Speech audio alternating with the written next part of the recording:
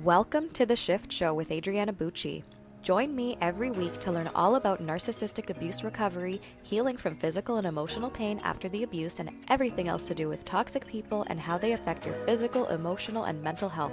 And no, you are not the crazy one. Thank you so much for tuning in to today's episode. Let's get right to it. Welcome to episode number 38 of The Shift Show. Thank you for joining me today. This episode is another interview. This time it's with Matt Katz. We talked all about his chronic pain journey. He spent 10 years battling his own depression and chronic pain, and he went from a physically active, pain-free law student to a shell of his former self who could no longer work, sleep, or find joy in life. Since incorporating a TMS approach to his pain roughly 3 years ago, he has largely recovered from his symptoms, and he's now in the process of founding a startup focused on creating small, safe, boundary-driven healing communities for those with TMS pain. More information can be found at his website, joypops.org. This will all be included in the episode details, so you can check out more of what he's doing in the chronic pain community on his website, and it is amazing. If you have any type of chronic pain, I highly recommend you look into all of this kind of stuff, TMS, Sarno, etc. And I will stop my tangent here and just start our interview because it's great. Here we go. Hi, Matt. Welcome to the Shift Show. Thanks for being here today. Hi, it's great to be here. I appreciate it. Awesome. So why don't we start with you letting the audience know a bit of who you are, a bit about your healing journey, and we'll get right into it. Yeah, so my name is Matt. I am 36 and I live in Indianapolis, Indiana. In terms of my healing journey, I guess I can start probably the easiest way is like back. So I've suffered from chronic pain for probably about 10 years. Wow. And it started when I was in graduate school in law school. And I took a very kind of Western model, kind of conventional approach to my pain Hmm. for a long time. And my pain started it kind of bounced around. So it was in my fingers, my elbows, my arms. And it really got to the point that I couldn't complete law school like in any like conventional way. So I couldn't Oh, write, I couldn't no. type. And obviously like those are big components of being in Yeah, law school. just a bit, right? Yeah, right. So I like just became really good at like remembering what the teachers said in class and like, but I was very type A about it. I was like, I need this gone like yesterday. And I need it gone quick. And I don't really like the idea that like this had anything to do with anything other than my physical body was just like not on my radar. And so I just hopped around from doctor to doctor, surgery to surgery.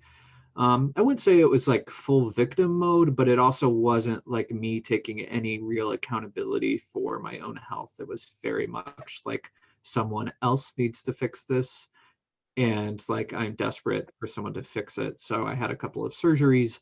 And since Wow. I wasn't really changing anything on the inside, like it just continued to get worse and worse and worse. To the point that eventually like my life just like the was a shell of like the former like self. I couldn't sleep, I couldn't drive, I couldn't work. um and so all of that is like the really like um challenging part of the journey. But about 3 years ago I found my way to kind of a mind to body approach or a TMS Awesome. approach. And it was just the right time in my life. I think I had slowly made some inroads before I found that approach, where I had tried out things like meditation and journaling, but never under any type of framework that really embraced the idea that like physical pain was caused by like emotional trauma and emotional kind of Right. like processing. So I think it was just the right point in my life. We had just had our first child. And so there was that added importance of like, I've got to figure this out because I cannot Right. continue to live like this for, Exactly. it just became more important. And so, yeah, that was kind of like, in a nutshell, that was the negative trajectory. And then I started with mind body work with a doctor out of Chicago, Dr. John Strax. Um, Amazing. and started working. Yes, he really like, and he already knows this. I'm sure I'm not the only person that says this, but he truly saved my life. And I don't mean that Yeah. in like the sense of like, I do mean it in the sense that he like helped me on the right trajectory, but he also just gave me my life back, or helped me Right. get my own life back. And so that journey with him has been night and day compared to kind of like the negative kind of trajectory that my health had taken for a really long period of time. Right, that's so amazing, and, like, it's so frustrating when you're in the depth of that chronic pain, and you're trying all the things, and there's just no solution, or the pain just moves somewhere else in your body, and it's like, "'Kay, am I really falling apart at this young of an age in my life? And then how much worse are things gonna get in the future?" It's super frustrating. Yeah, yeah, and Yeah.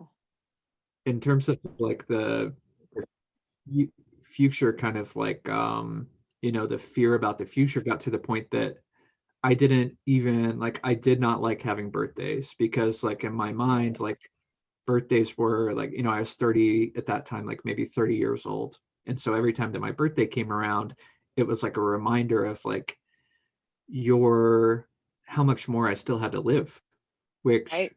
looking back on it, is like a really like depressing thought. But at the It is, time, it yeah. was like people would celebrate my birthday, and it's like I'm on a mile 3 of like a marathon that I don't want to be running. So I Exactly. do not want to celebrate this. And now looking back on it, it's just like such a dark place that chronic pain can take you so quickly. Totally. Totally. I had some similar thoughts as well. Like, my 30th birthday, I was like, okay, 30 going on 90, good times. Like it's such a disaster. And did you have like an injury before you got the pain, or did the pain just kind of come on randomly? Can you say that one more time? I didn't hear you. Oh, sorry, did you have an injury that caused you to have the pain, or did it come on sort of randomly just from like repetitive strain or wrong position Yeah, or whatever? right. So like, I guess like I could answer it two ways. One is like what I know now, like why I think the pain came on. But at the time, like, yeah, I thought it was just from repetitive. Law school is basically just like wake up and read and type until you go to bed. And so like there's a lot of hand action and a lot of, physical like manipulation of the keyboard. And so that's what I attributed it to, was repetitive strain. Was That was like my own kind of like diagnosis at the time. Now looking back at law school, I'm like, oh my goodness, like it was super stressful period to begin with. And then it was all focused on learning about really terrible things that happen. So the way law school works is you just read a bunch of cases, and you kind of learn how the law works by reading Mhm. just like thousands of cases. And each one of those cases, no one has a lawsuit because things are going really well in their life. They Right, lawsuits are all because someone's fighting or something terrible happened. And so I was right. just reading, and I was absorbing all these things. So like I'd read some case about some person I never met before that happened like 30 years ago, where like they were on a construction site and some crane fell on them. And Oh, then I would read the next one where like someone had like some product that malfunctioned, and so they died or they got oh my horribly hurt. gosh. It's just like this constant onslaught of fighting and negativity, which I ever since I've been little, I absorb like negative energy a lot. And so I think looking back Mhm. on it, it wasn't so much an injury as much as it was just like being repeatedly exposed to basically other people's trauma or other people's difficulties was really hard for me to do. Right. And to try Mhm. to do that, law is all about basically divorcing the emotion from the situation. So I was Right. really tuning myself in like that exact opposite thing that I needed. What I needed was Right. really to learn how to like sit with emotion and embrace emotion and learn emotional vocabulary. And I was in a profession and a schooling that was all specializing in how to like extract like the emotion from a situation. Right. That's got to be really difficult, right? And you know, when you think of it that way, it's like, how do you not get chronic pain from going to law school, you know? I know, yeah, it's just like it was a cesspool for chronic pain. Absolutely.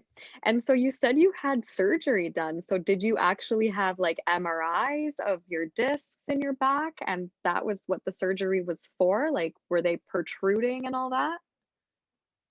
So it was kind of weird. So my pain was primarily at that time in my arms. Um, Hmm. so I had a lot of workup, in terms of like, I have no idea honestly how many MRIs or different diagnostic tests I had. I had a lot. And none of them really showed like tremendous, like there would be little areas where there might be this or that, but Hmm. none of the testing that I had said like, oh, here's this obvious problem, which is the reason why you're having all of this pain. Um, Right. but if you go to enough doctors, eventually you'll find someone that's willing to tell you that like their procedure is what you need. And I think that's eventually, where I got to was kind of, I won't go into all the like the boring medical stuff, but found a physician that said like this procedure will kind of fix the problems in your arm. Um, Right. and I was so desperate for a cure that it was like, okay. Um, and very also deferential to the medical field at that point of, you know, whatever they say, I'll do. And I just need to go back to how my life was Right. before pain.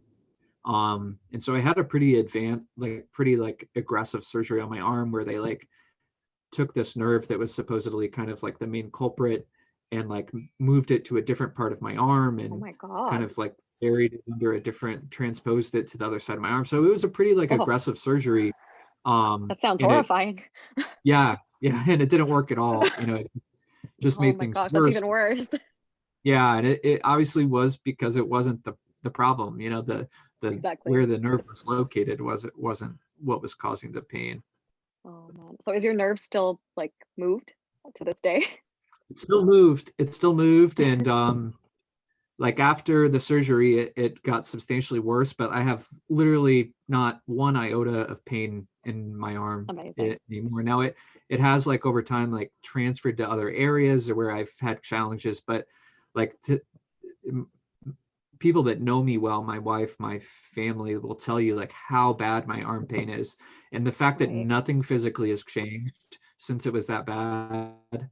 And yet, like, I have literally no pain in my arm. If someone would have told me that like 7 or 8 years ago, it's just like is almost incomprehensible to me.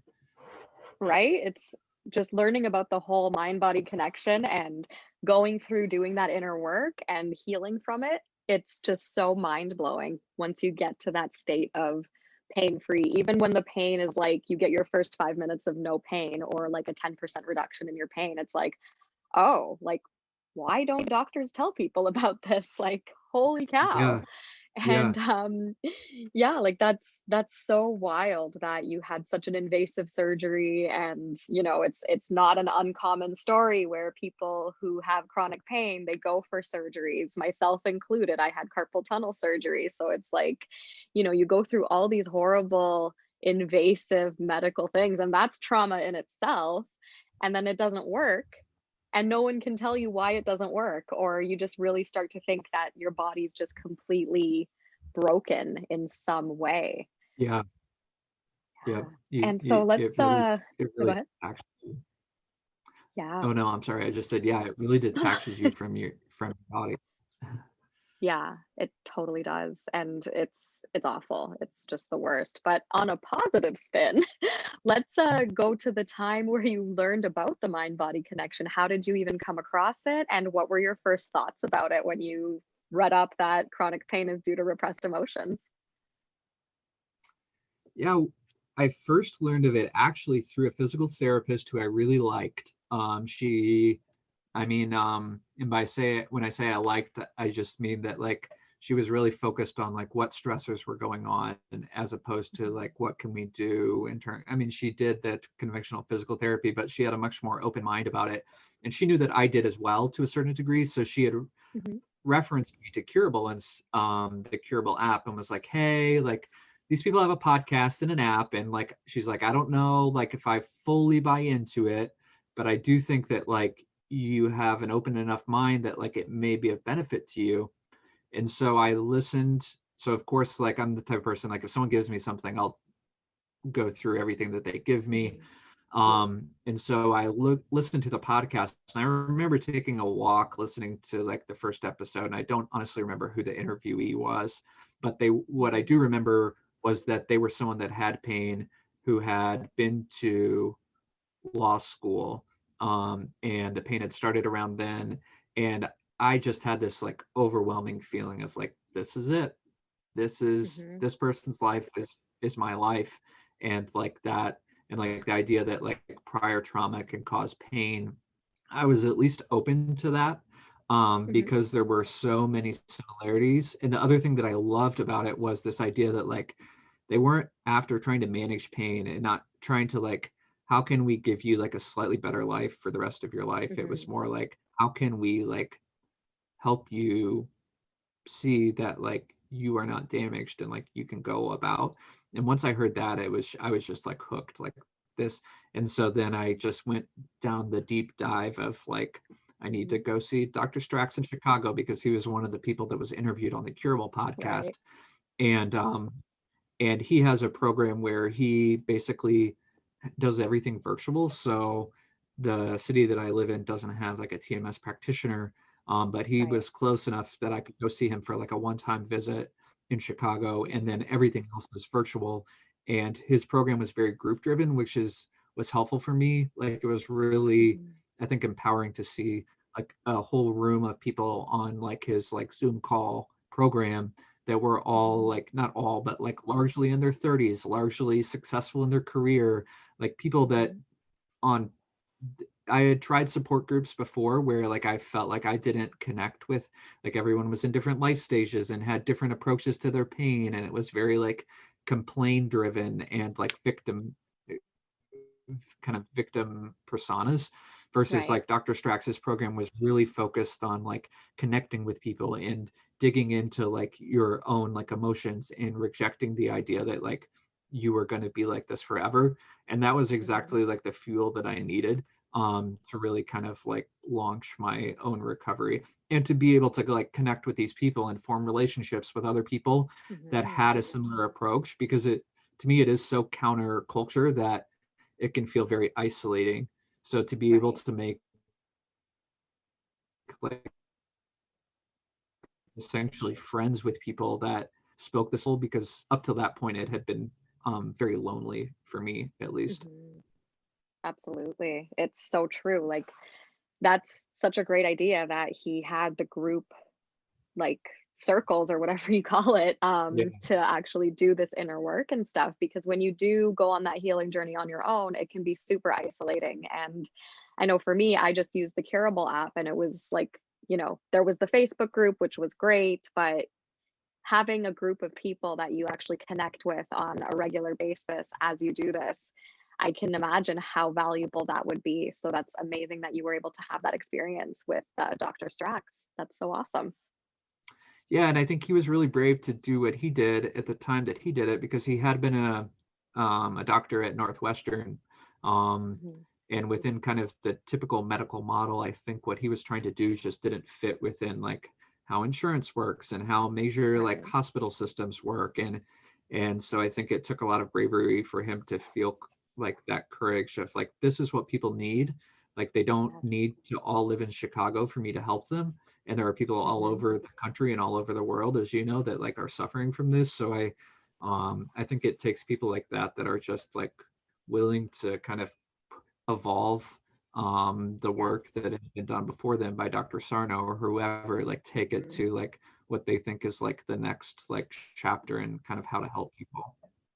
Absolutely. I couldn't agree more. Like it's so brave for Dr. Strax and like even Dr. Sarno, like when he was, you know, still around and telling people about TMS, to actually go against the grain Yeah. and give people that truth that, this is what's needed for chronic pain to cure it, rather than just manage it and chase little bits of pain relief here and there, Whereas, there's this whole system of inner work that people can do where they can literally completely 100% heal from that pain and be able to live their lives. And I think if more people knew about this, more people would be open-minded to it, because when you just first hear about it, like, it depends how open-minded you are. But myself, for example, I was super closed-minded about it. I was like, no, this is the dumbest thing I've ever heard of. Like, Yeah. I am offended. I don't have trauma. What does this app, or like, what does Sarno know?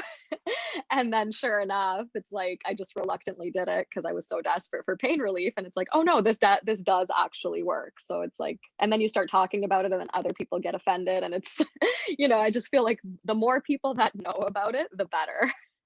Yeah, and I share that sentiment of like it is a very like I think it's brave to be someone like Dr. Sarno or Dr. Mhm. Strax, and it also takes like a certain bravery of the people that do the work, because it is Yeah. like at best you have receptive family members, but even receptive family members don't truly, and I don't even blame them. Like you can't, it's not something that unless you're in the shoes of that Mhm. situation, I think it's just a really alienating type of thing. So the ability of Dr. Yeah. Strax to really hone in on that like being connected with other people that are doing it as well is super helpful, Mhm. because you don't have like much of a support structure outside of the people that you're kind of going through it with.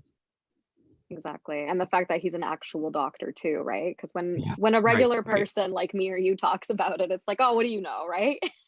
Yeah. But then when you have an actual medical doctor who, like, this is his career, who's saying like, no, this is actually legit, like, mind body is a thing and it can cure pain, that has so much more credibility. And I hope he keeps doing what he's doing so that even more people can like find out about it and take it seriously when there's someone who's like in authority, who knows what they're talking about and can actually give that information out.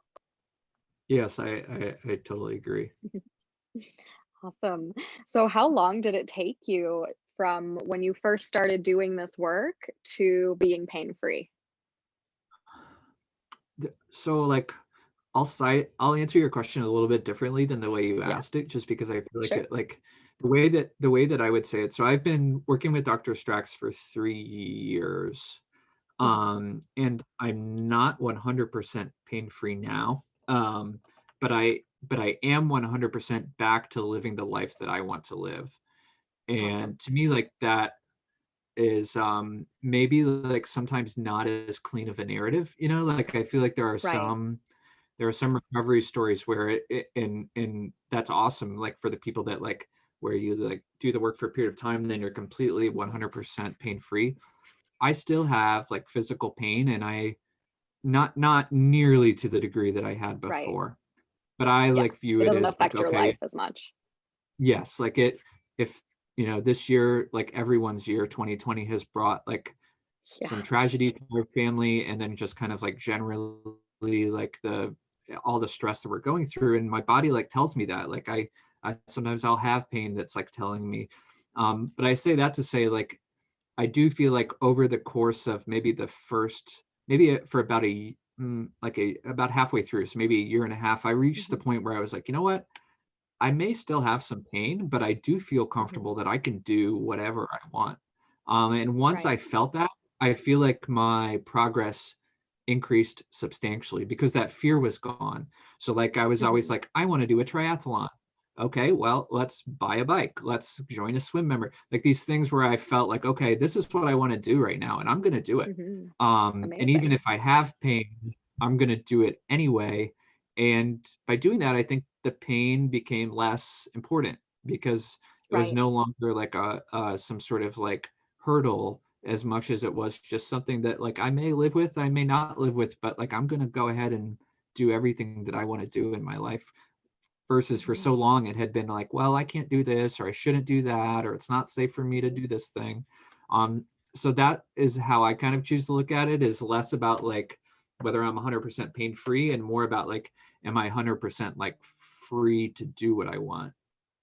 Amazing. That's so amazing. It's, like, even if people don't reach that pain free, and I'm glad you mentioned that as well, because some people have this expectation that I'm going to do the work for like X amount of time, and then I'll be pain free and no more Yeah. issues in the world.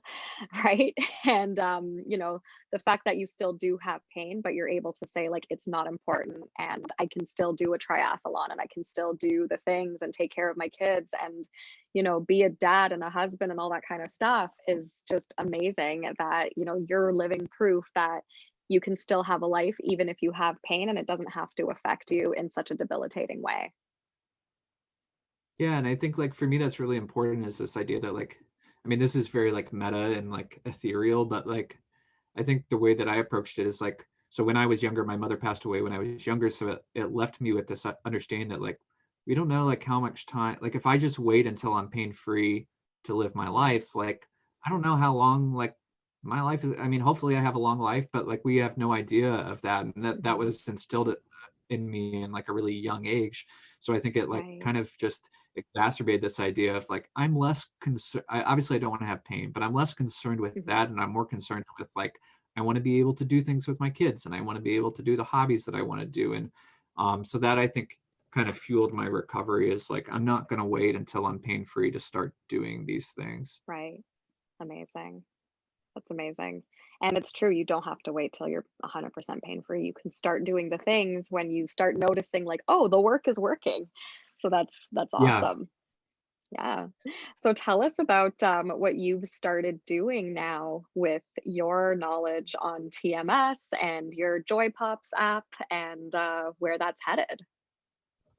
Yeah, so like a lot of people that I think recover like substantially from TMS or chronic pain, there's like a almost um like an evangelical like sense to like try to give Yep. like spread the word or give back or like do what you can because it is so alienating. And um Absolutely.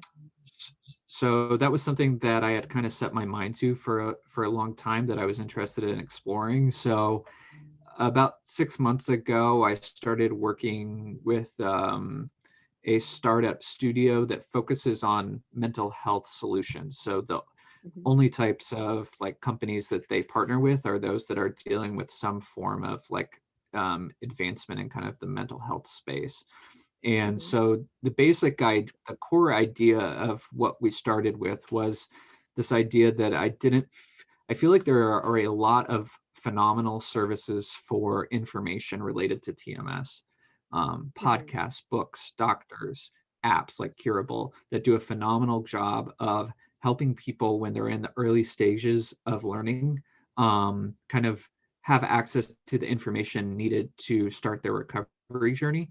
Hmm. But my experience was that the recovery journey takes a long time, Right. and it is isolating. And I didn't, I think a large part for me of recovery is being able to connect with other people. And I had tried connection before Dr. Strax's small groups through like Facebook Hmm. groups, and I found Right. them to be sort of they weren't what I needed.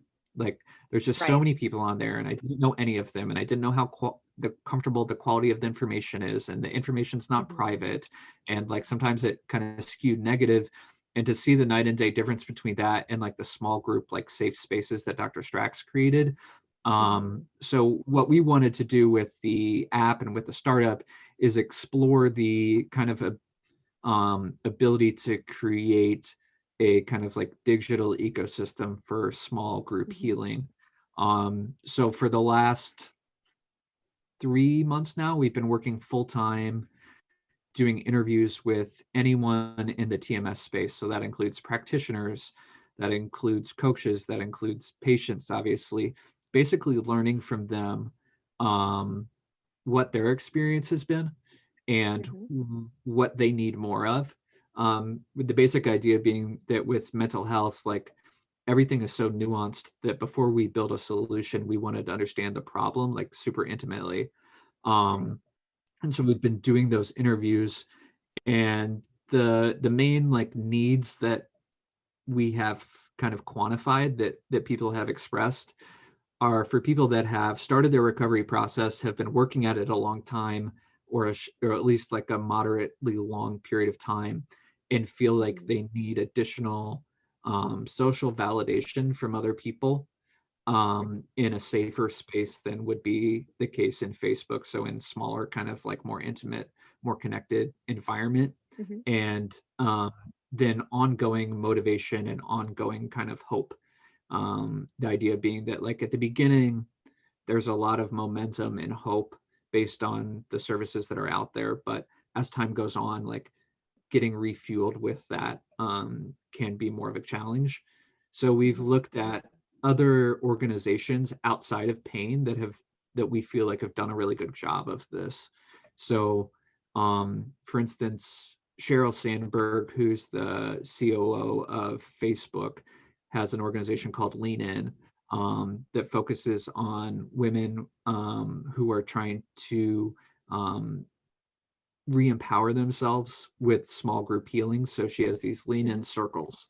So Awesome. they're like small groups that people can join, women can join around certain topics, and then basically form these friendships. And there's another group called the Dinner Party that takes like people that have been through grief of a close family member, Mhm. and it people that are in their kind of like 20s and 30s, and connects them together with other people with shared experiences, so that instead of being on a Facebook group with like 8,000 people that you have no idea who they are, you Right. have like a small circle of like 3 or 4 or 6 people that Right. you can connect with and have been kind of hand matched to you based on your Mhm. lifestyle and what you're looking for. And so that's kind of the idea we've been exploring with the app, or that's kind of how the idea has evolved as we've listened to people, is how can we create.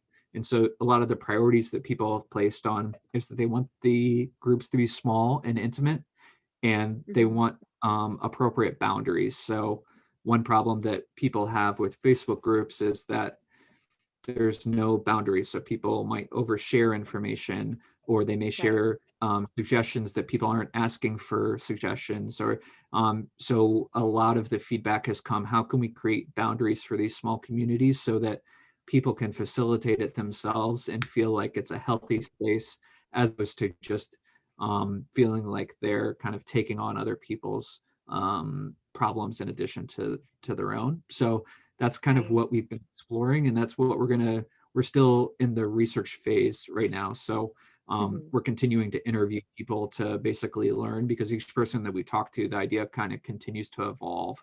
And so Mhm. before we move forward with kind of investment of building something, we want to make sure that we kind of fully understand people's unique experiences.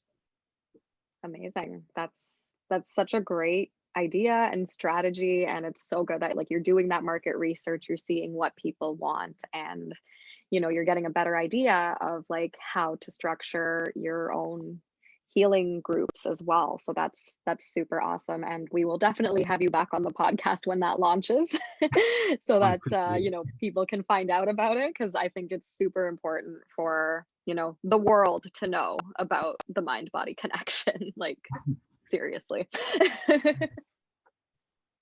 Well, thank you. Yeah, it's really cool to me too to just like see the um just to see kind of the universal, like almost everyone that we've talked to has tried to connect with other people that are sharing their Right. experience.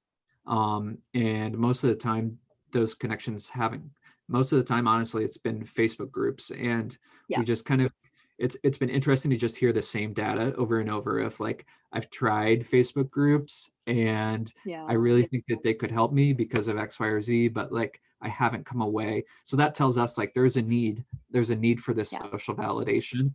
And I'm not honestly sure that it's a need that the medical community understands as much as the people that are experiencing it. So it's been cool Right.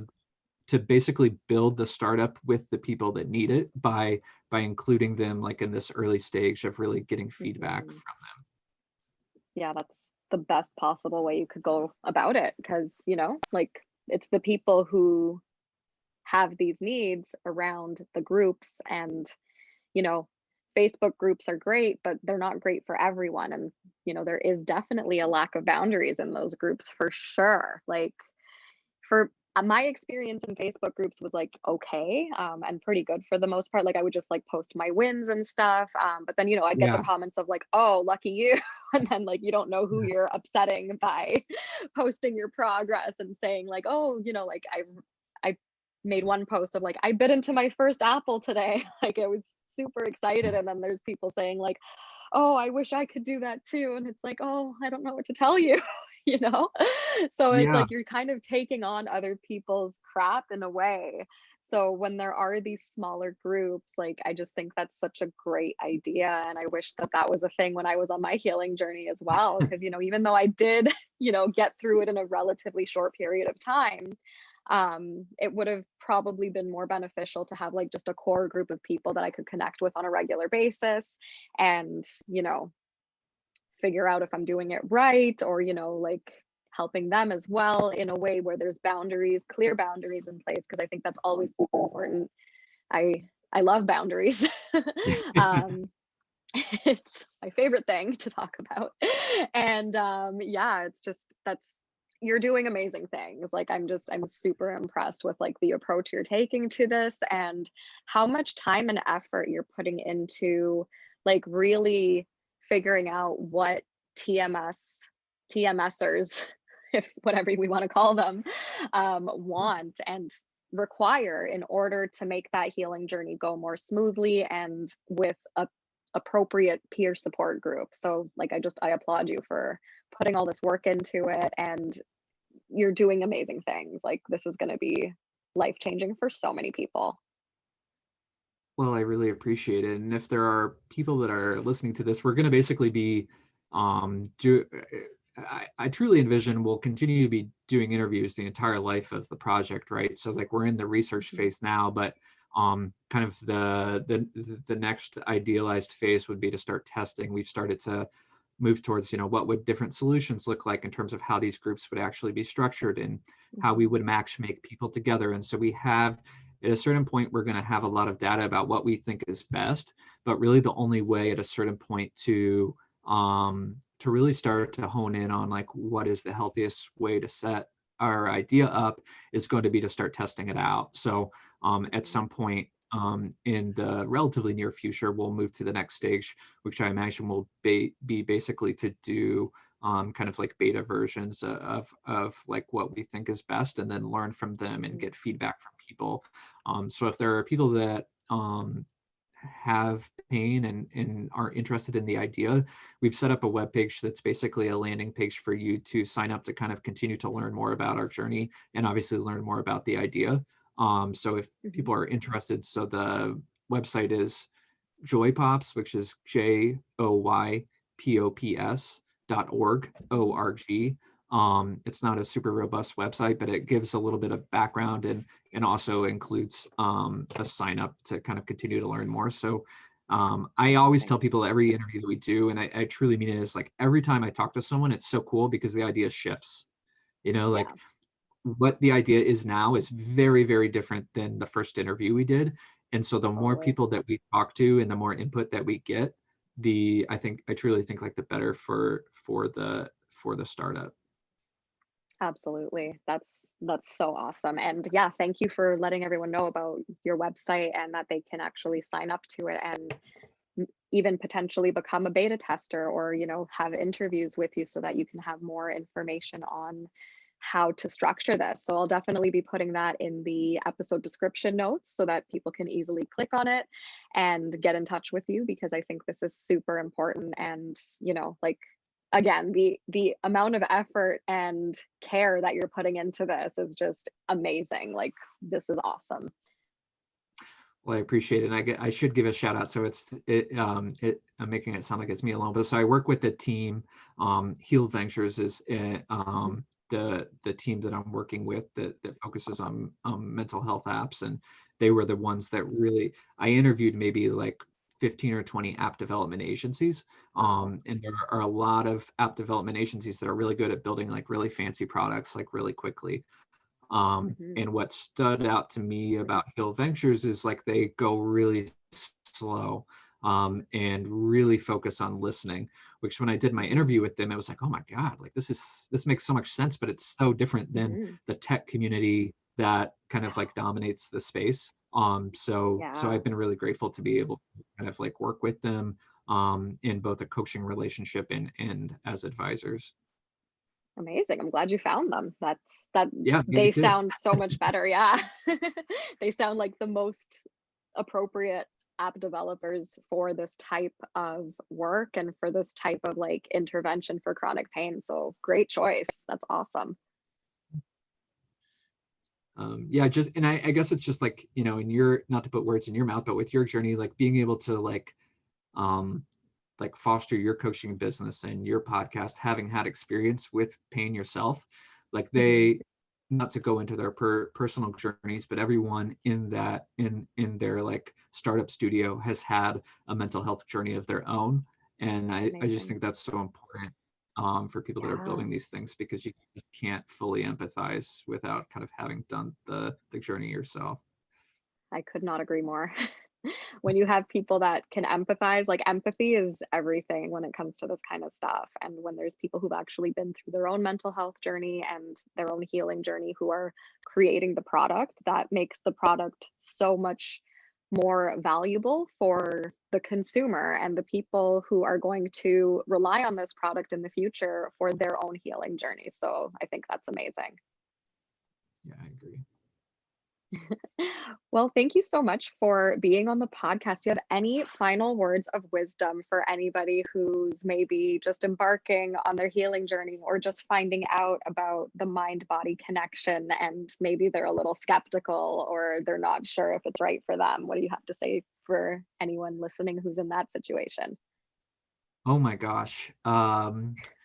I if I had to like if I had to say one thing, that the thing that always stuck with me when I did this, when I started my journey, was like, take that leap of faith.